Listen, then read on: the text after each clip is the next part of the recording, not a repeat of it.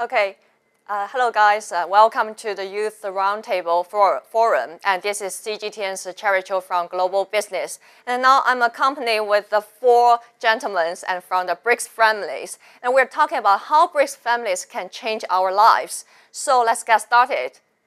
Hello everyone, I am Guilherme Paladino. I'm a political reporter from Brazil 24/7 media outlet. It's a pleasure to be here with you all and let's have a good time. Hi there, I'm Gift Mona from South Africa and I'm a foreign expert working in the digital department at CGTN. It's good to be here. Hello, I'm Eric Napoli. I'm also a reporter from Brazil, but from a different media outlet, Poder 360, and it's a pleasure to share the room with all of you. Hi guys, hi everyone. I'm Ankit Prasad. I work at the CGTN Business Department. I have a lot of experience working in India for Indian news publications, and here I write about anything that has to do with numbers, that is economy, finance, business, all of that. Yeah, Ankit is really good at numbers because we work together. And to talk about the China travel, so Gil and Eric, because you guys been visit China for nearly 4 months, could you tell us more about your experience about China travel? Of course. Actually, it was a great experience. I've been to many provinces, actually, not just Beijing. We're based in Beijing, but I visited Shanghai, I visited Guangdong province, I visited Henan, like lots of provinces, and I think my experience here has been fantastic. I can tell that China is a very convenient place to be. Everything works, the payment system works, the subway system works. In any city you go, you feel like, okay, I'm in China. Anywhere I am, I'm in China. Everything, it's efficient. So it's been like a great experience and I will miss it so much when I go back to my country. So I'm enjoying it. I couldn't agree more with you. Like, it's been fantastic. And what the Chinese people, they are amazing. Yeah. They're like so friendly with us. They are like incredible. And another thing is like it's so safe here. Like you can walk in the street at night. You can use a cell phone anywhere. We don't have that in Brazil, like the power banks. Yes. That's so convenient. Oh, yeah. Like Yes, very yes. practical. The shared power banks. And the Yeah. shared power Yeah. banks. You don't have to be like worried like, oh, how much I have in my phone. Like, oh, you can Yes. just find it anywhere. Yeah. And it's very practical, very nice. Yeah, exactly. Eric and I just arranged a tennis rally in this summer holiday. And to talk about more of the China travel, where have you been before, like recently? Shanghai, or have you visited the Terracotta Army or anything else? I really wish to visit Terracotta Army. I didn't get the chance. But recently, for example, I've been to Xinjiang province. And it was one of the best trips I've ever made because everything there was so, I don't know, beautiful. The sceneries were beautiful. It was basically day until 10 p.m. and we could just go out, explore the streets. Everyone was also so kind to us, even if it was a complete different language, dialect. And I really loved it. But, well, I've also been recently to Shanghai and it's totally different. Even still, you feel in China, in both places, like you feel you're in the country, you can see the convenience everywhere. So yeah, these were the 2 recent places I've been, but it has been fantastic experiences. That's marvelous because Shanghai is my hometown. So how's your view about Shanghai or anything else? Shanghai is amazing. It's amazing. We spent like 4 days there. Guilherme, he did like a program there, but like we went together like outside of the program that we're in, so we had a lot of time to like do whatever we want to explore. Exactly. And it was great. Yeah. But like just like he said, Xinjiang was amazing. Like he said, like, oh, everywhere in China you feel like in China, but Xinjiang is different because you have like another cultural. That's another like amazing thing about China. You think China is like this huge place, but there's like so much culture here. Like you go to Xinjiang, you go to Shanghai, it's like totally different. You go to, I don't know. I'm planning to go to Guangdong. Guangdong, and yeah. I can imagine like it's totally different there also. Yes. And yeah, everything is. The food fantastic. there is amazing. Yeah. If you're a foodie person, you definitely need to try Guangdong's dim sum, the Cantonese food. Yeah. So how about you, Gift and Ankit? Gift, I see, because you're a foodie person, I Yes. definitely remember when we like co-work together. Yes. So how's your view about China? I think the most important thing is to experience China, right? And how can you experience culture other than experiencing its food? And one thing that I've enjoyed over the past couple of years that I've been living in China is exploring the different, cultural foods that China has to offer, the different parts of China, and it's really been really good. It's been a culinary adventure that I've really enjoyed exploring, from the food in your Sichuan province, the spicy food, to your Peking duck in Beijing, to the hot pots that I absolutely love and enjoy. I can go on for days because I really do enjoy, exploring different meals and different kinds of cuisine within the Chinese culture. So it's been a great experience. So the losing weight is the plan for tomorrow. I think so. For now, I'm still okay. I'm still good for now. I'm still going to continue exploring a bit sharp. more. Thank you. Yeah. Thank you. So what's your guys' favorite food? Like compared to the food in your country, what's your guys' favorite food I in like China? hot pot. Hot pot is so good. I've already been to Sichuan and Chongqing. The Bashu hot pot, it's so good. Despite being spicy, it's delicious. So hot pot. Yeah. I'd agree. I'd also say hot pot, because there's different kinds of hot pot as well. You get your Beijing hot pot, you get your Sichuan hot pot, and it's also just how it's communal. When you're sitting having the hot pot with other people, you have to great have experience. good conversations and just the activity of doing it. It's and the food itself. It's really nice. Dipping it, different sauces. Exactly. Love it. Yeah, exactly. And the hot pot has the magic, can bring people together, because it can set the certain flavor for all of people. Like if you not well for the spicy, you can get the double flavor. So could you guys get used to the pasting, or some guts of of the animals, because to talk about the hot pot? Well, I think some of the meals have been quite interesting and a bit exotic for my tasting. But I'm always willing to try. I'm a type of person who is, unless I'm allergic to it, then I will definitely try it. And I've tried out some interesting parts of meats and Totally. and animals. So yeah, I've enjoyed it. It's been an experience. So give to have the guts to try the guts. The guys. Yeah. Yeah. So how about you? So, I'm agnostic. I eat anything. You put it in front of me, I'll eat it. I may not ask too many questions, but my wife is vegetarian. And that can sometimes be a little bit complicated. So we often have times when we order something and I will not order, she will order. And if it turns out that it is genuinely vegetarian, she'll eat it. If it doesn't, then it comes straight to me. So in that process, I end up eating quite a lot. And then she eventually finds something. So after trial and error, we've been here about 6 or 7 months. She's found a couple of things that she really likes. And so now we are very thankful. But initially, it was extra exploration. We were exploring China quite a bit, particularly the cuisine, because we were looking for a lot of vegetarian options, and now we have found them, thankfully. Wow. How about you, Eric? I'm a simple guy. I think the thing that I ate the most here is chow fang. Chow fang is amazing. I really like it. If you combine it with the barbecue, Yeah. it's a great combination. I really like it. Sometimes I go to a restaurant, I just order chow fang.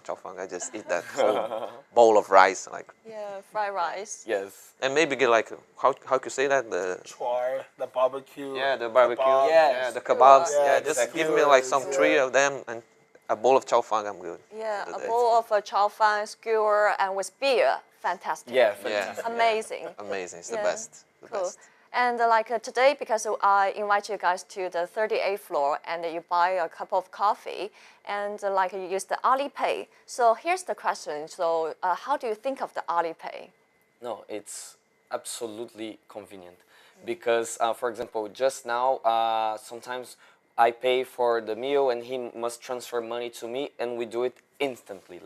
So everywhere we go, we can go to a store, we can go to a restaurant, they accept Alipay, you pay instantly. It doesn't take more than 2-3 seconds. And I don't know, this is a very convenient way also to boost the economy of a country, because you don't have bureaucracy, you do everything in an easy and fast way. So, and it's not hard to get. Actually, I downloaded Alipay in Brazil.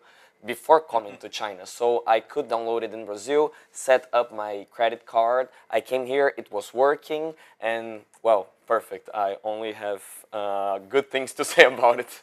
I think another thing to add on to that is how good it is for an e-commerce platform as Alipay to allow international, banks to be uploaded onto it, so that people, when they do come here, who are not here maybe for years, you guys are only here for 4 months, but you're able to access your funds internationally and still use this digital means of paying via your phone, not having to carry cash with you.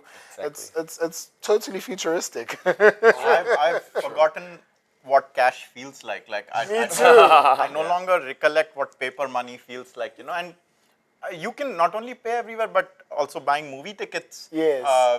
And a lot other services, just about everything has a mini app on Alipay or WeChat or something like that. So you can do everything on WeChat. Absolutely. It's incredible. Pay for the utility. Yeah, for example, last week we went to a Beijing One game here in Beijing. And I just used WeChat. I went to a mini app, and inside WeChat, I booked the tickets, and it's there. Like, okay, we just go to the game, show our passports, and we're there. Like flights, train tickets, everything. Exactly. Exactly. There's no substitute for it, I think, abroad. WeChat and Alipay have everything. Super app, everything. Totally. I don't think, at least in other places, I've not seen a complete solution like WeChat or Alipay. It's quite impressive. So how about you, Eric? When my media told me, oh, you're going to China, like, okay, oh my God, how am I'm gonna trade the cash? What I'm gonna do? And the embassy just said, no, we have like some instructions. Just download Alipay or WeChat. And I'm very like, okay, I don't know how to use this app. Oh my God. No, it's super easy, super easy. Even me, that I'm totally dumb with technology, just download it. Like three steps you can. I did take a little time to get someone to recommend me for WeChat, because I think you have to have a referral. So I went from place to place asking people, but they were very nice because they're just very happy to help. And so they referred me quite quickly. So I was very thankful for that. So it showed me two things. One is WeChat is very important. The second is Chinese people are very friendly. Yes. So I learned them both in one go. Thank you so much. I feel so happy to hear about that. And talking about like Alipay, how's your feeling about the infrastructure like Gaotie or other things? Is there give you any insights of that? Like infrastructure, for example, subway. Yeah, subway or sure. Gaotie or railway station, Yes. airport. We did travel on our own, not just in the program we're making, but for example, we went to Chengdu and we took the high-speed train. And it was also super easy, super convenient. That's also an important thing to say, for example, for foreigners. Because at first you might think, oh, I'm a foreigner, it must be difficult, must have some restrictions. And no, super easy. Not at all. Like we could, in one app, book the tickets for the high-speed train, check all of the information, we didn't get lost, and we booked the hotel rooms, everything from distance. And it worked perfectly. We were amazed. We were so scared before entering the platform, like, oh my God, is it gonna work or not? And then we just scanned the passport, it's there. And we went. So everything works, like the subway. I tested the bus here. I tested the high-speed train, the planes. Everything works. And even for foreigners, And it's the convenient. high-speed train is also very comfortable. Like the chairs, they're like very good. Yeah. And you don't feel it moving. It's amazing. You just see you like can do that thing. You put a glass of water and you leave it stationary, and it won't move at all. It won't even vibrate. And you look on the screen above, and it says 335 kilometers per hour. So that's quite extraordinary. And for example, China is almost the size of Brazil, like a bit bigger than Brazil. But I was thinking about how convenient would it be to, in Brazil, we also have this like interconnection between cities, between provinces, states. Because in Brazil, we don't have that. Like we have most of, we go on bus to other states or planes. But here in China, you have the high-speed train. So many options that it also puts the prices really low. Like it's not very expensive to travel from one point to the other point in China. So that was something that really amazed me, and I wish Brazil could also go through the same path. Oh, We are about to get it in India, our first high-speed line. So I'm very hopeful that we will also have it very soon. Yeah. And it really solves so many problems. You don't have to go 2 hours earlier like you do for an airport. You just land up there when it's about to open, half an hour before. You scan your passport, like you said, and you are in. Exactly. And it, So it cool. also cuts the time for travel, you know, Absolutely. the cost and the time for travel. It's important. So I think even as a South African, you know, I hope that there will be like some projects like that, the high-speed trains that are in China, to you know, connect intercities within different cities in South Africa as well. I think it's a great initiative that China has come up with for convenience for its people and for travelers that come to visit China. And it's very impressive. You can go almost from any city to any city. Because I enjoyed it so much, I'm always vacation planning. So I've checked, you can land Where in to Hong next? Kong, you can take a train to Chongqing, then go to Chengdu, then go to Xi'an, then go to Beijing. Exactly. You can go from Beijing to Shanghai. You can go from Shanghai, then further south. So you can effectively do the whole Yeah. cross-China tourism you can do on a high-speed train, which is an enormous scale. Like I went on the Tokyo to Osaka bullet train, the Shinkansen, a couple of years ago, but that is a 1 line, 2 line, 3 lines, but this is a whole network, which is extraordinary. Yeah, it's very fortunate to be Ankit's like wife because we are always on the road, Yeah. traveling a lot. Yeah. So how about She you? enables me. Yeah. How about your like Eric's your insights? Oh, it's amazing. The infrastructure is amazing. But what amazes me is like the government compromised like to be able to do that because it takes money, it takes resources. And in Brazil, I'm from Rio. He's from São Paulo. What's the distance between them? Oh, I don't know exactly, like- but for example, 2-hour drive. Yeah, 2 hours. That Yeah. we every 5 years they say, okay, let's build the bullet train Rio Yeah, São yeah. Paulo. Every year they say about that. It never happens. Yeah, Never happens because it's too much money. Maybe they don't know how to do it. It's so complicated. But like how China managed to do all that is unbelievable. Unbelievable. So that's the reason now there's a lot of global South cooperation between China and the BRICS countries. So China will bring its like infrastructure and technology to BRICS countries. So how's your insights of that? Oh, it's great. Like we had a minister that she talked with some Chinese authorities, and she said like, oh, the Chinese. She just said like, oh, the Chinese they want to build like railroads here in Brazil, and like people in the social media they went crazy. They started drawing maps. And they said, like, oh, how it's gonna be. People would love to see that. Love to see that.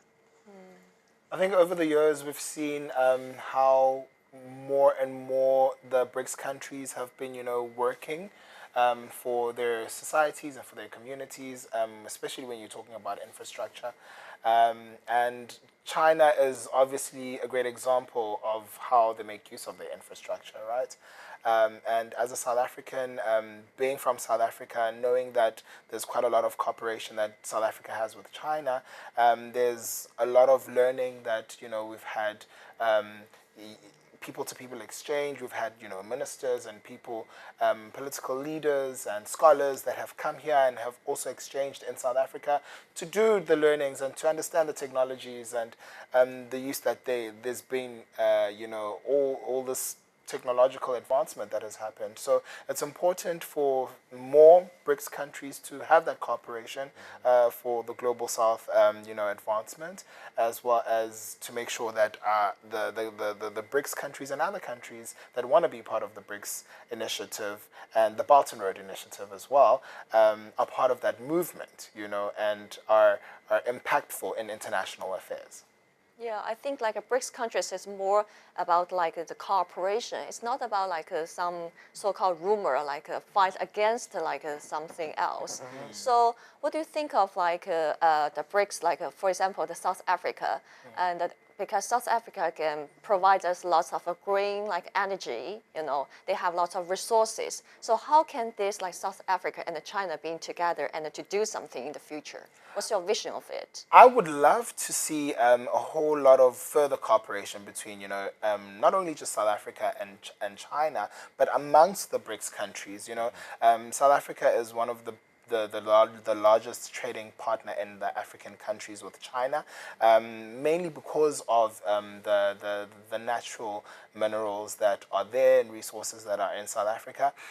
But that exchange also allows then more industries to come out. You know, I think there's a need for further development of infrastructure in South Africa. There's also the great supply of minerals that we have to offer as South Africans, you know, to the world, including the BRICS countries. So I think I'd love to see initiatives such as the high-speed rail come to South Africa, interconnect different cities. I'd love to see a society in South Africa where we're also using, you know, sort of like an Alipay system, you know, that is now an e-commerce digital system across, you know, the societies in South Africa. So that is my vision. That's how I would love to see the BRICS countries and the China and South Africa relations to plan out in the future. As well as the diamonds. The diamonds in South Africa is gorgeous. A lot of them too, yes. Yeah, exactly. And the topic, because Ankit, you're really good at numbers. You know, the SWIFT like system in BRICS countries. Could you give us more insights of it? Well, you know, over time, the SWIFT is essentially a system that allows people to send cash or transfer money from one place to the other.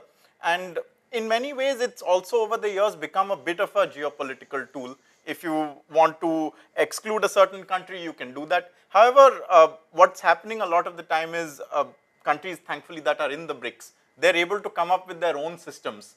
And so you have China, we discussed, we have Alipay, we have WeChat, with which you can do a whole range of applications. In India, we have something called the UPI, Unified Payments Interface, and something called a JAM, where, you know, you add 500 million people onto bank accounts. You know, because we have a large population, for a long time, not everyone was banked. But now over the last 10 years, we've had everyone come on board and get bank accounts, and then they can access them on their mobile phone. It's enormously empowering. A person sitting at home may feel like, you know, what's the big deal in that? But if you're a person who is grown up in poverty and suddenly someone tells you, here's your phone, here's your bank account, here's your money, that can feel like, you know, you are in charge of your own destiny. And so what BRICS countries in a lot of ways they stand for, they represent and they enable is the upliftment of a very large number of people. China has this incredible record of having lifted 300 or 400 million people out of poverty. It's one of the largest upliftments in human history. India is following hot on the heels of that. And that is what a lot of the global south countries also are in the process of doing. And because BRICS allows them all to come together, all of this shared wisdom, this shared digital infrastructure, that can all come in together, and hopefully we'll have a brighter future for everyone concerned. Exactly. I'm so happy to hear that. And Gil, because you're talking about there's a lots of like a big population of people learning Chinese in Brazil. So could you give us some more like of your observation of that? Yeah, for sure. Actually, China is becoming something cool in Brazil. And I really like that because, for example, I have friends that have nothing to do to China. They don't have Chinese families or never visited China, but they're trying to learn Chinese Mandarin because now in social media, it's a thing. You see like trending on our social media platforms, China, for example, the Shanghai, the Bund view, or Chongqing, the train going inside the building, or the technology, the AI development, robots, and everyone is looking at China like this is a cool place, like aesthetic and a futuristic place. So this is where the future belongs. So if I learn Chinese now, I will be in advantage. So lots of people are with this mentality. Actually, in the biggest university of Brazil, University of São Paulo, in the language career, Chinese is already the second most searched language to learn. So people are really looking at China like this is the future. So you do it like you can choose this subject, or you need to learn Chinese like compulsory? No, you need to choose. Yeah, Choose. you choose the language that you want. For example, I'm learning languages and I want to learn English, French, Chinese, Arab, and they are choosing Chinese. Yeah, but that's in the university level, like in university high level. schools. Yeah, no. No. Yeah. But it's a very advantageous language to learn because, I mean, so much of global commerce happens with the involvement of China right now. So it's very good for a person to learn Chinese as a foreign language these days. And it's very good also that the Confucius Institutes are in the various countries and you can very easily take a course. I personally have not had much success learning Chinese, but I am in the process and I will give it a try. I can teach you like on this thing. 漂亮 how to say like beautiful, 漂亮。漂漂亮亮，漂亮， Yeah, 漂 and 亮。 handsome, 帅，你很帅。You're very handsome, 帅。你很帅。 Oh, thank you. 谢谢 Gracias. Gracias. Yeah, and I know because there's always a gap between you learning some language, like you know the language, and you can take the command of the language. And I'm quite curious about like what's your vision? What's your guys' vision about BRICS future, BRICS countries' future? Like your vision about like is it like where will it lead us to go? I think it's a very good, bright future, seeing that there's so many other countries that have now come on board into the BRICS initiative. Your Egypt, your Ethiopia, Saudi Arabia, Iran, Indonesia. There's many other countries that want to be a part of this movement because there's an understanding that this movement is something that is really important globally, you know. So I think there's going to be more involvement of other nations. There's going to be more exchange programs that are going to be happening. There's going to be more cooperation internationally between the different countries that will be forming part of the BRICS, initiative. Who knows? Maybe there will also be a BRICS currency. We never know. Yeah, that's good. Like BRICS currency. Yeah, that would be very interesting in the future, right? Yeah, I look forward to it. Yeah, Don't let Mr. Trump hear you. it's on him. And the Ankit, like India will be the next presidency country. So what's your insights of it? Well, look, India takes this very seriously. If we are given the opportunity to host a big forum like BRICS, we will try to do as good a job as we can. We have a philosophy, Atiti Dev Bhav, that means guests are like God. So when we invite people, we want them to experience the best of Indian culture. We want to follow Brazil. Brazil this time did a phenomenal job with BRICS. It hosted some 120 meetings. I know we hear a lot about the leaders meeting. That's the main summit. But over the year, you have business forum, you have women's forum, you have young scientists forum, you have agriculture forum. So, and it's an opportunity to have these events in different parts of India, not just in our capital or big cities. Now we've got a track record of hosting it in different cities. So people from BRICS countries will come over. People from our country, India, will get to meet them. There'll be an exchange which maybe hasn't happened before. And hopefully we also have a record of bringing people on board in a consensus manner. Like in the G20 in 2023, there was a joint declaration by all the countries. It was the first one since the Ukraine war. And so hopefully we will have outcomes also where all the countries can get together like they have done with Brazil. There is a joint statement. They can come together, agree on certain things. This is good, this is bad, this is what we need to do, this is how we're going to help all our people. So that is what I really hope the Indian presidency can deliver and continue to expand. I'm so happy because you mentioned all the countries that have joined as full members as well as partner countries. Clearly it means every country wants to really join BRICS. I mean, I'm sure there are members of the G7 and G20 that feel like, yeah, we should be in BRICS. BRICS is doing a great job. It stands for the right values. So I hope that, I mean, if there are plans that we can bring even more countries, the more the merrier. If like India becomes the next like presidency country, so what's the insights of the business opportunities, like from your perspective? Well, look, just today I'm hearing about how there is a talk ongoing between India and Malaysia to set up an Indian engineering institute in Malaysia. Whenever China is involved, there is always a lot of business talk that's going on, because if you take a look, China is the country that does most business with most countries. In Brazil also right now, you see Brazil is a big exporter of steel. You know, that is one of the things that BRICS opens the doors to all that. Now we have countries in the Middle East, we have Iran, we have UAE, we have Saudi Arabia. They're big energy exporters.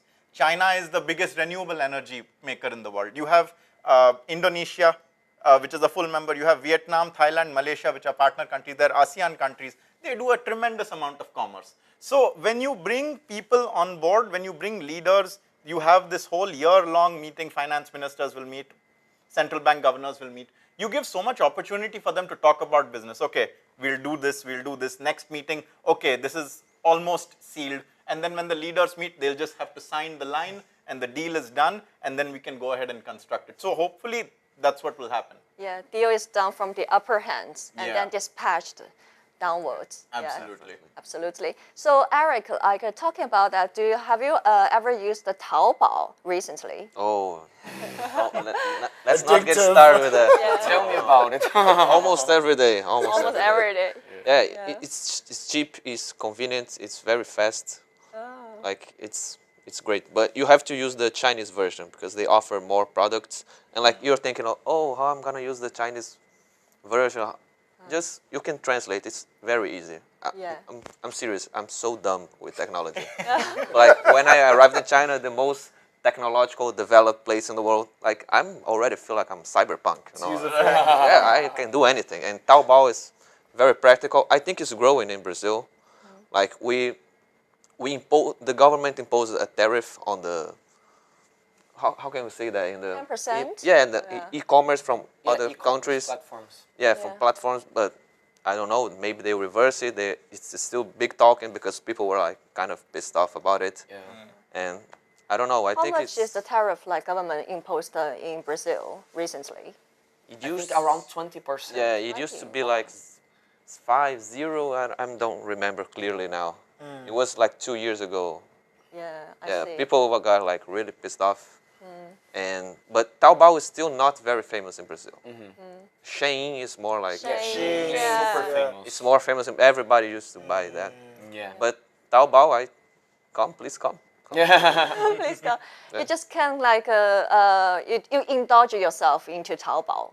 Yeah. Yes. I've stopped using social media. Instead of opening social media, I open Taobao now. What can we find? Let's search anything and search. everything. And it's so interesting. Like, for example, we were at an event and I saw a guy T-shirt and I was like, I really like it. So I took a photo and searched it on Taobao. Oh, I'm going to buy it. And I came to him and, what is your size? And then he told me, oh, my size is like medium. Okay, so I'm going to order like proportionally to me. And it was, I literally bought the shirt and I love it. Because there's way much cheaper on Taobao Yes. than on the like offline. Exactly. And the amount of customization is special. Like I've seen e-commerce platforms. You can get a wide range. On Amazon, in any country, you will get a wide range. But on Taobao, if you click an item, then there is another layer where you get to select, okay, so you've decided a t-shirt. Do you want full sleeves? Do you want quarter sleeve or I don't know, 3/4 sleeve? Do you want half sleeve? Do you want sleeveless? There's a whole menu that comes later that allows you to fully customize your product. And that is on another level, I think. Yeah. And Eric, what's your like favorite cargo on Taobao normally? My favorite thing to buy, you mean? Yeah, favorite thing to buy? Oh, clothing. Clothing. Yeah, I'm really. Sure. You can tell he's a fashionable Yeah, guy. yeah, I'm really into fashion. I was looking for some pants yesterday. Like, one thing that might be a little problematic is the sizes because the range is kind of weird sometimes. But like, when you find the right one, like just go for it. It's totally worth it. Yeah. Yeah, you can find so many variety, man.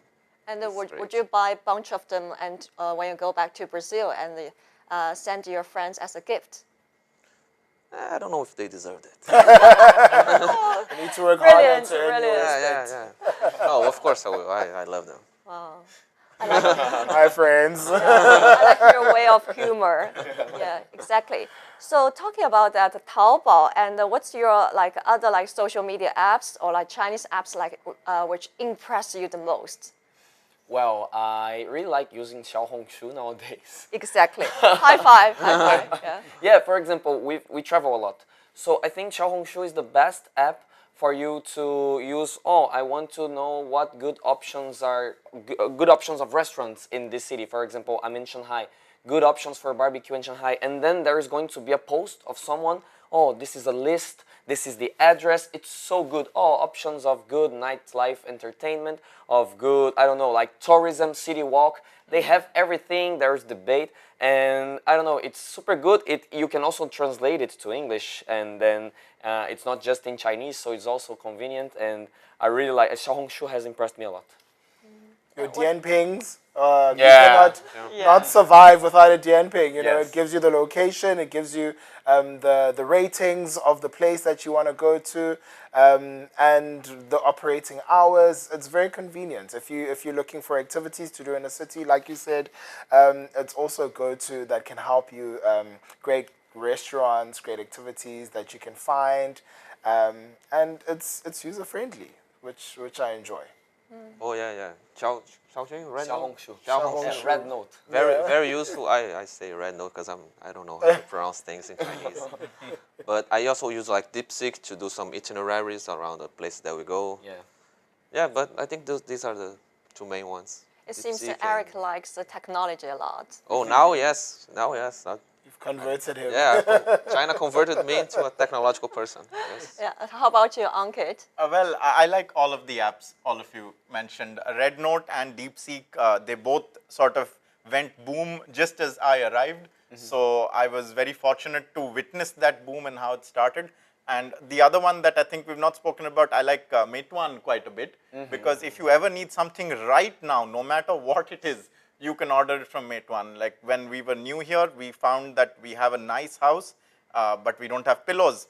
And it was 9:30 at night, and how do we sleep without pillows? But we opened Meituan up and we ordered a pair of pillows, and we had a very comfy night's sleep.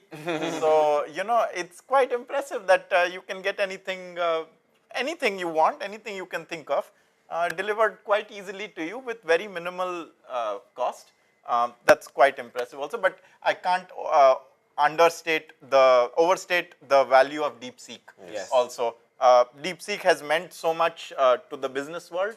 People don't talk about it because there's other things to talk about, like tariffs, but DeepSeek has been one of the big business stories of the year, and it happened right at the start of the year, but it's a big game changer, and who knows what they have next. And also DeepSeek is complementary to all of these apps because, for example, a lot of time, also Dianping is great. Oh, I want to eat barbecue tonight, or I want to go to a KTV. You just look on Dianping. But sometimes I prefer to search for the Chinese terms, and I don't know how to speak Chinese. So I go to DeepSeek and I just ask, oh, I want to search on Dianping, where can I find a barbecue nearby? And then he just gives me the Chinese terms. I copy, paste it on the app. I find it, and it's awesome. So like there's complementary use for us foreigners. It helps a lot to survive here in China. Yeah, and all the apps you love so much because it's all based on our Chinese people's wisdom and their diligence. You know. They work really, really hard and to propose, to showcase these absolutely fantastic apps. And to talk about in terms of technology, Eric, what's your experience of have you using any Chinese technology like SUV Xiaomi or anything else? I haven't bought a Chinese cell phone. I still have mine. But in the program that me and Guilherme we sing some amazing technological things. Amazing. We sing like the cars that drive on their own. We've seen like the drones that complement with Meituan. They deliver the food. It's crazy. Like I've seen things that we see like only in movies.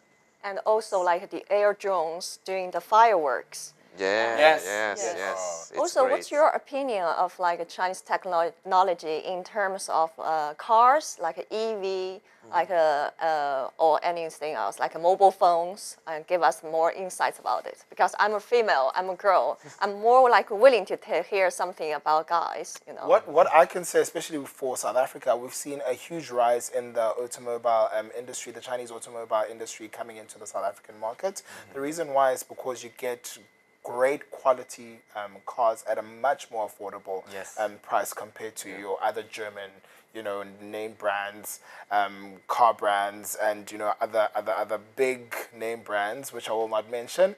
But the technology in the cars itself is absolutely amazing. You have some cars that have facial recognition, that have you're able to just give you give them a task, you give the car a task, and it tells you how to get to a specific location, and it can even drive itself there. It's amazing. So there's a lot of great advanced technology that has been introduced into the EVs and the cars that are coming out and being produced and manufactured in China. Yeah, and like when we talk about EV, in the beginning, people were saying oh, you're just trading a problem with another, you're changing the fuel for the minerals. But the technology is so advanced now, we can use less minerals, and the battery has an even bigger autonomy. And like I think we're gonna reach a level that is like it's gonna be like perfect. And also the Chinese cars, they have a lot of technology inside of them. So the panels, everything, it's impressive. And what's going on right now in Brazil, it's actually a super funny thing because now Brazil is flooded with Chinese cars. Like Chinese cars are the main option for EV, like, by far in Brazil. Everyone is buying Chinese EV cars. And there are memes on the internet because now, for example, our taxis, they are buying Chinese EV cars because it's more convenient to them. They don't have to buy fuel, gasoline. And then people are like, oh, today I asked for a taxi and it was a Chinese EV. And oh my God, I want to be Chinese. Because people are impressed by it. Oh, the driver was showing me, oh, look at this. The panel is electronic and I can watch movies in it. So everyone was like, oh my God, this is impressive. It's something that also brings a very good image of China. Because like 20 years ago, people would think that, oh, Chinese products are cheap, not very good quality. But now, the younger generations, they're totally different. Like, they think, no, the Chinese products here are technological. I want a Chinese product. And that's a very good thing. You know what I like about the EV cars as well? The silence. Yes. They're quiet. They're quiet. Yes. The autonomous driving, the silence when you're driving, you can barely hear it, but there's still power in the cars as well. So it's amazing to experience and to see. Wow. I need to get Whenever I go myself one. to a Huawei showroom, I always make it a point to sit in the car and get a massage. Get a nice free massage out of it. I wish I could buy one. I would love to drive one. So if any of the car makers are listening, please Yes, visit me too. I Me would too. love to drive one of your cars. Yeah. But we have lots of connection, like global business have lots of connection with Huawei or these EV cars, the CEO. Yeah, I can get you. Like, Put me in I can as do the well. liaison. I also want one. I liaison. definitely want one. Yeah, and talking about the Chinese products, so you're talking about the Chinese image there. It's different, totally different between like 20 years ago and now. So nowadays, how's your feeling of like when you're using the Chinese products? It's good. I think the first of all, the price.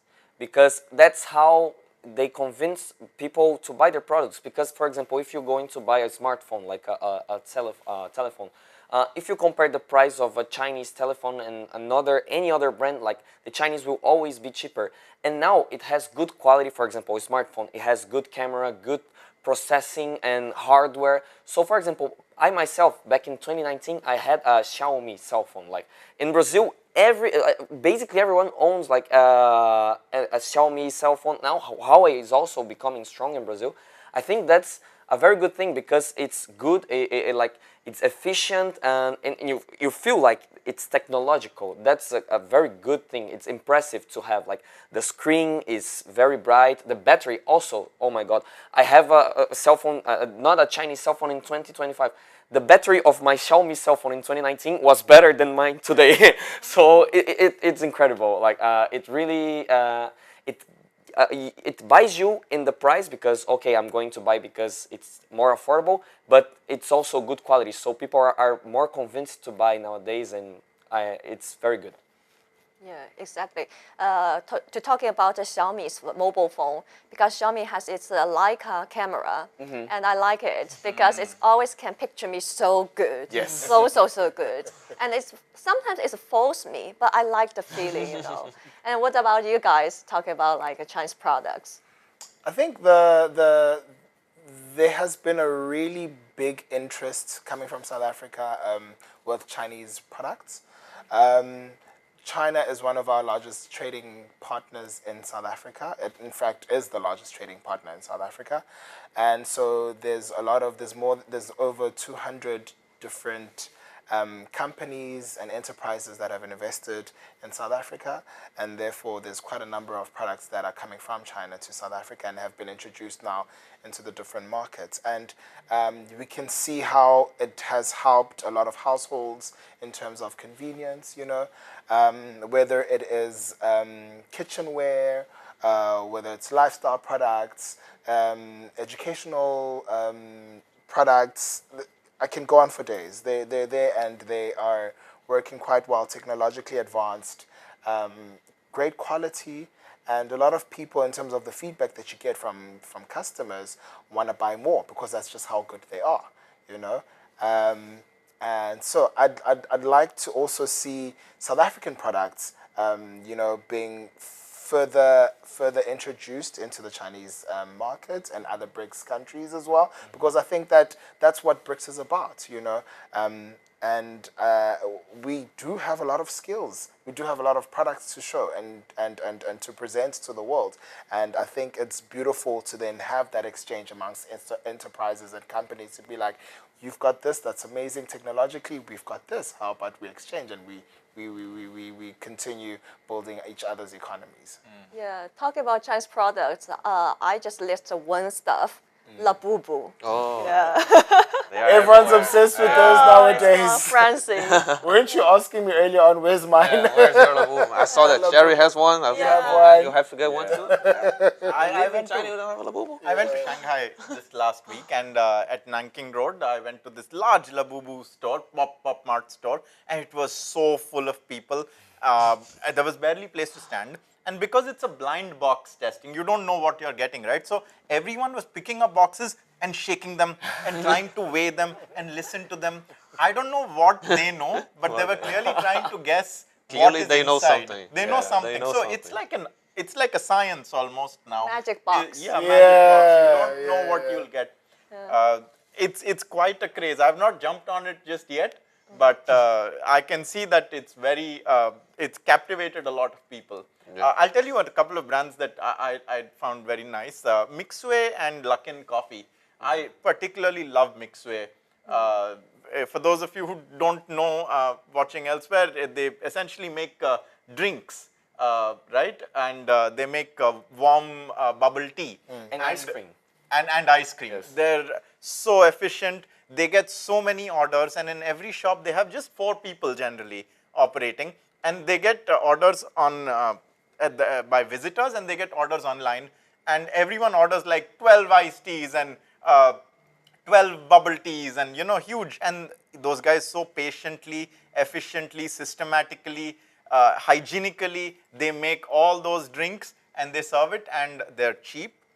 They quench your thirst. If you're in a cold place like Beijing is in the winter, the bubble tea will just fill your soul up. You know, you just feel so good after that.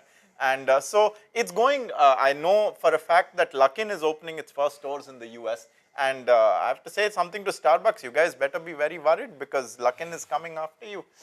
Very good service and very tasty product. So, you know, that's something also that people need to watch out for coming out of China. Yeah, I see. And talking about Labubu, because Eric and Gil, you're a Gen Z, Generation Z. Because I guess like you're quite crazy about such stuff like blind box and these Labubu toys. So what's like? I'm always want to find what's the reason behind it. Why is like Labubu so popular? Jeremy is crazy about them. At first, I discovered Labubu and I thought, oh, that's just ridiculous. But then, like, I was talking to Eric they're and cute. it started becoming great on social media. And my friends in Brazil, like, man, are there Labubus in China? And then we were in a Chengdu store and I was like, hey, there's Labubus here. And like now I want a Labubu. I don't know where to find it. But I think it's like that trend stuff. Like everyone is talking about it. Everyone wants one. And then you start to realize like, oh, the value of it, and it's cool. Like it's cute, and I don't know. Ugly cute. Yeah, exactly. Exactly. At first, I was like, no, exactly. Why would I want it? But now I can see why it's cute. Like, and then we are searching. We went these days to Beijing first Pop Mart store. We went there to shoot a video and to see how it was. Actually, I bought another product from Pop Mart to a Brazilian friend because he was like, man, I really want something from Pop Mart. And well, I'm caught by it now. I want it. Oh, we visited the Pop Smart store, and like I took a photo and I posted like, oh, hey, you see the Labubus? Like everybody in Brazil was Commenting on Commenting. it. Like, they were like, Like, oh, I can want you bring one. me one? Can you bring Yes. one? I was like, guys, it doesn't work like that. I can even find them here in China. Yeah. They're like, oh, what do you mean? Of course, there's billions of Labubus in China. Like, no, man. No. It's all sold out. Man. They're all It's crazy. sold out. I think it's easier to find a Labubu in Brazil than in China, right? And do you know the famous tennis player Sabalenka? Yeah. Yeah. And she bought Amos in Rio. but she cannot buy the real labubu with her like a real animals. Oh, that's brilliant. That's really something, you know. Exactly. Yeah, and because she cannot find the real like labubu store outside overseas, and like she bought some like a fake labubu. That's really funny. You know? Yes. It's a big contrast. Yeah. So will you like after like you finish your internship, like will you got some like labubu back to when you back to Brazil? Will you like bring some to your friends? I don't know. That's if you can find some. Exactly. You know, if someone knows, please text me. I want to know where I can find it. Because I have friends that, no, please bring me one, And I know a way to get there. You can go to the Popland. No, in don't say China. it. Don't say it. Now they're gonna go keep buy going. them. after our live. Okay, so off the camera. Okay, cool. Off the camera, you can tell us. Yeah. So now let's move to the conclusion. And because to talk about the media image, and sometimes because we all are the journalists or anchors or like hosts or famous like editors, so sometimes I'm always thinking one like question about that. So what's the difference? Like how media can influence us? So what's the difference? Like a BRICS country, can media like disseminate it to others? So what do you think of that? Like, is that media telling the truth, or like media doing the right like role in disseminating the Chinese right Chinese image? I think media plays a huge vital role when it comes to showcasing a country's being. And nowadays, everyone has access to media. You know, there's your social media. Everyone is living off of different apps. Where we can have access to news, breaking news, any single time. It's important for media to create a space where misinformation is taken out, as well as to break down stereotypes, you know, and to showcase the best parts of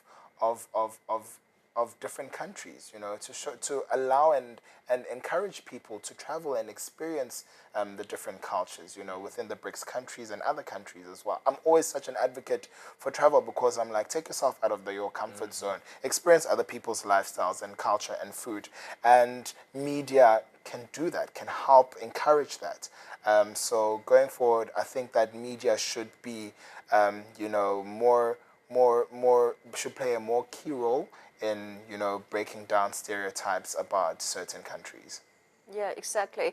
But before Eric and Grill, and even like Gift and Ankit, like you come to China, is there any gap between your ideology? Like what like Western media, if they feature China, is there any difference between like what you really experience it and what's the so-called Western media like picture it? Yeah, totally. There's a huge gap, and I think it persists, and unfortunately, I think it will persist for a long time. But I think there is media and media.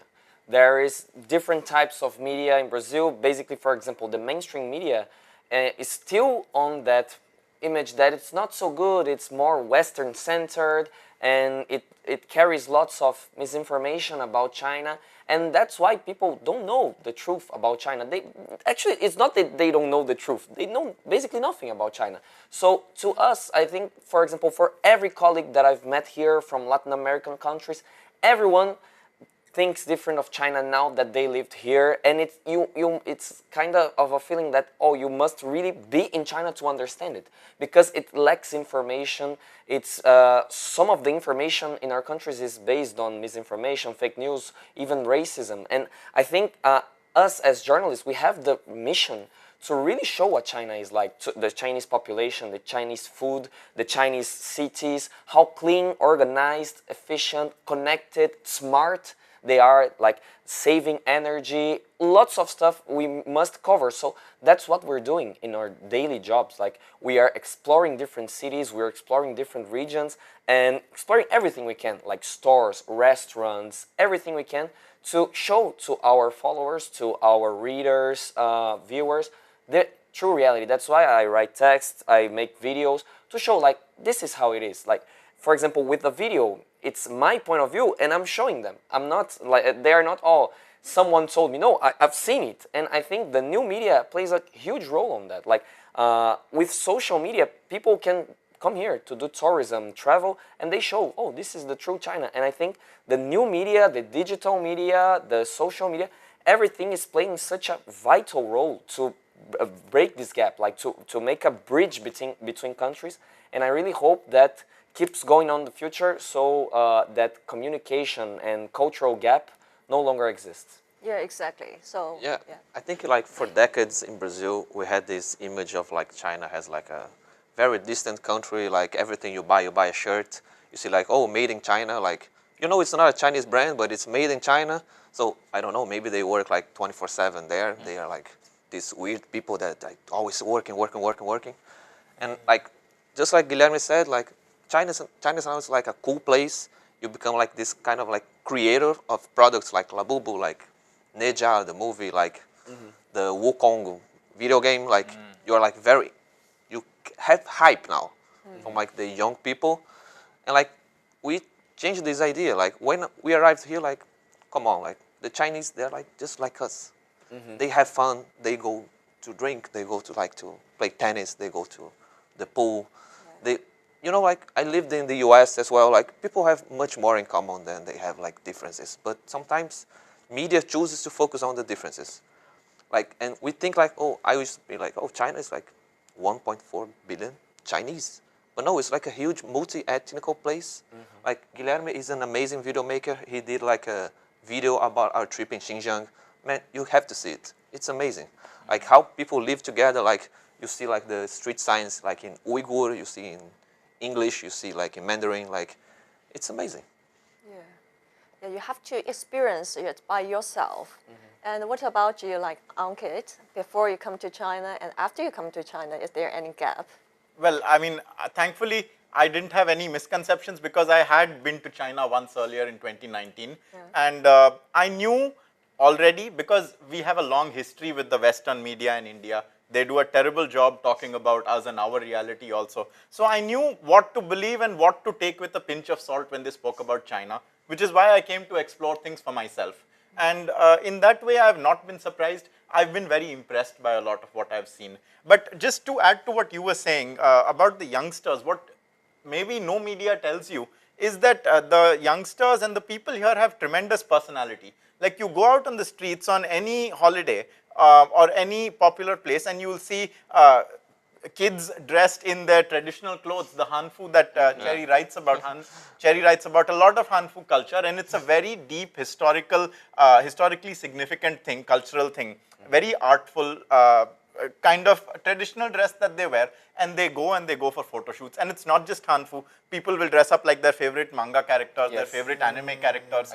They are so over the top, but that's just because they love it so much, and that's very free-spirited. And that is something that no one told me to expect until I came here. I always thought, okay, economic terms, business terms, maybe political terms, this, that, but I didn't think, and no one told me that the Chinese kids would have so much independent personality and free spirit. Yeah, this is called like self-pleasing economy.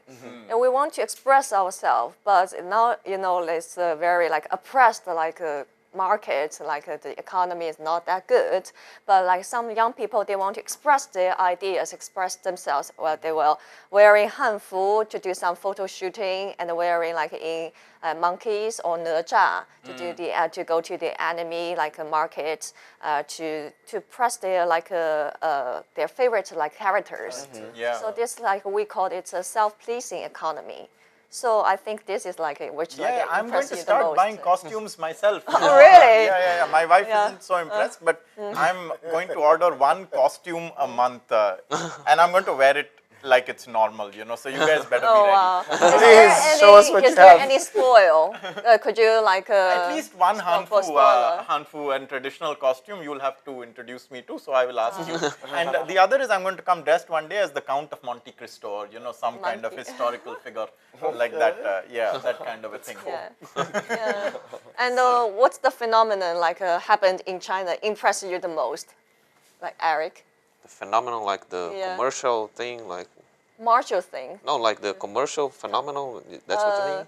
Like because Ankit he means it's the ACG stuff like anime or Hanfu, this stuff, self-pleasing economy. Definitely, like the Hanfu impressed me because Really? I wasn't expecting to see like so many people wearing the traditional clothes. And that personally, I think it's like really cool. Yeah. And I did an article about it, and I interviewed like some some girls that were wearing the hanfu. We actually experienced the hanfu. Like Yes. we dressed up like you feel like Oh, different. you did? Yeah, In it's great. Luoyang. It's When we great. It's visited great. in Luoyi, ancient city, we just Outstanding. went outside and And like the Wow. people Yeah. that I interviewed, they say like, oh, we do this because we want to Yeah. be dressed like this. It's like, it's amazing to see like how people are connected with like their culture. And gift? For me, I'd say it's the domestic travel. In China, Chinese people are really big on exploring their country, you know, and I think that's something beautiful to see. I haven't really experienced anything like that. I mean, I've traveled to so many other countries across the world, and for me to see how Chinese people actively want to explore their country is beautiful. It's beautiful to see. So yeah, the domestic travel phenomena definitely is one thing that stood out for me. And if I can add one, the spring cherry blossoms, which are just beautiful. Like Yuantan Park. yeah, and everywhere there's just this perfect sweet spot between winter and spring where there are no leaves on the trees, only flowers. You know, and you have spring, you have cherry blossoms, you have plum blossoms, you have so many. My wife knows all the flowers' names. I know very few. I'm still learning. But you have so many trees that are just full of flowers. And it only lasts for about 2 weeks, but those 2 weeks are the best. Yeah, I know. I'm so happy because Hanfu is not in our like a question guideline, but you guys lead it too, and which will makes my boss so happy.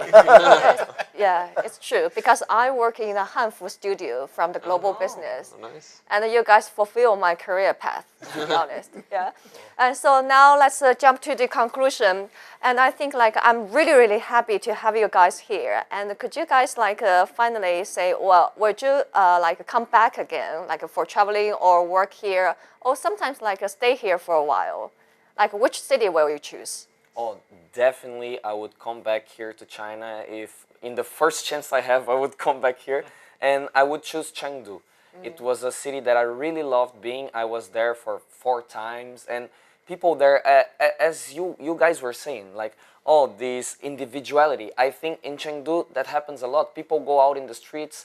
For example, when you are in the most central region of Chengdu, people go out in costumes. They wear very elegantly, and their style, their humor, their dialect, everything. I feel like I'm home because it feels like a lot.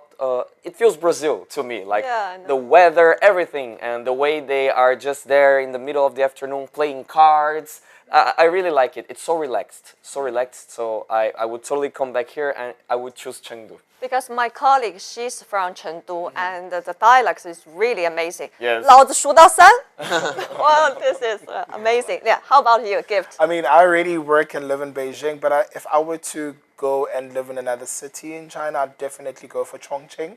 I think it's such an amazing city to experience so many things there, you know.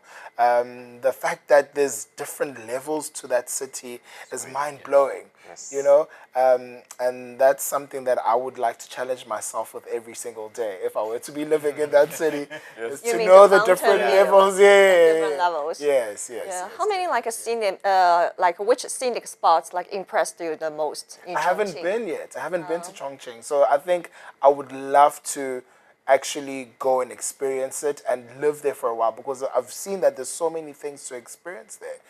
You know, with the from the train that's going through buildings to different levels. If you go into an underground subway station, then you come out and you're like at the top of the street of one section, but at the bottom of the streets of another section. It's amazing. The food as well. So yeah, I definitely would like to experience that. Yeah. Eric? No, these are like very good options. Chengdu is amazing. Chongqing, I've been there for like 1 afternoon, but like it Oh, is captured my heart. It's very Yeah. nice. I don't know. First of all, I would definitely come back to China. Like it's amazing. We have explored like a lot of cities. Like and there's still so much I want to do. Like go to the Chushian to see the Terracotta Army. I'm gonna go to Guangdong. Try Got dim it. sum. in July, and I hope it's a great city. But I don't know. Maybe I'll say Shanghai. Shanghai really captured me as well. Wow. Because- Shanghai's my hometown. Oh, I didn't know that. They can be your guide. Brownie points. Yeah, the city walk in the French concession, have a cup Oh, of yeah. coffee. Yeah. No, it blends like the Chinese modernity with like the antique, like European style. Like it's a beautiful city. But I want to say one thing, like Wenzhou, it's an amazing city. I spent a week there. They basically adopted me like they're my family. I love them. Like go to Wenzhou, it's amazing. Nice. Wow. The seafood there is amazing. Oh, it's great. It's great. And the people are the best. Wow. Not Shanghai. Shanghai, it's a Thai. Oh, I feel Right. so like it's a pity. Yeah, I feel heartbroken, to be honest. Not Shanghai. Shanghai is the best, is the first option, but Wenzhou, I have to give, How's your heart? I have to give some like props to them. You know. Oh, okay, cool. And then what about you? We have actually a lot to discuss about Wenzhou because I was also there for a week, and it is the home of Chinese family-run and private businesses. So Yeah, that's what I yeah. went there for. And then I also went to Shanghai last week, and Shanghai was, I think, a mythical place in my head. Like, did it exist? Did it not exist? I didn't know because I read about it first when I was a child in Tintin and the Blue Lotus, which is a very famous book, and it's totally set in Shanghai. And I got the chance to go there, and the skyline blew my mind. It's not only tall, many cities have tall skylines, but it is artfully done. You know, you have the Oriental Pearl Tower, and that is in a purple color and an orange color, and it's changing color. And then you have the Jinmao building and the other two towers, the Shanghai Freedom Tower, and then all the old Art Deco buildings. Art Deco is important because I come from Mumbai in India, and Mumbai has a lot of Art Deco, so it made me feel like home. And like that, I'm new in China. I'm not, unfortunately, or fortunately, going anywhere. Fortunately, going anywhere. And so I'll get to explore a lot. I'm going to go to Chengdu, Chongqing. And so I'm going to have a good time in the next couple of years exploring as much of China as I can. And hopefully in the end, I'll also go to Lhasa, which is another place I never thought I'd go to, bask in the glory of the Potala Palace. And also, before I finish, I want to eventually also visit Brazil, and I want to visit Rio, and Yes, I want to me visit too, Sao Paulo, definitely, and I yes. want to visit Cape Town and Johannesburg, because I hope that, among other things, BRICS nations, if you are listening, please make it easier for me to travel to Yes, all of your please, countries, and I will please, do it, and I will have a great time. Absolutely. Okay. It's China travel upgrades to the world travel. Yes. Okay.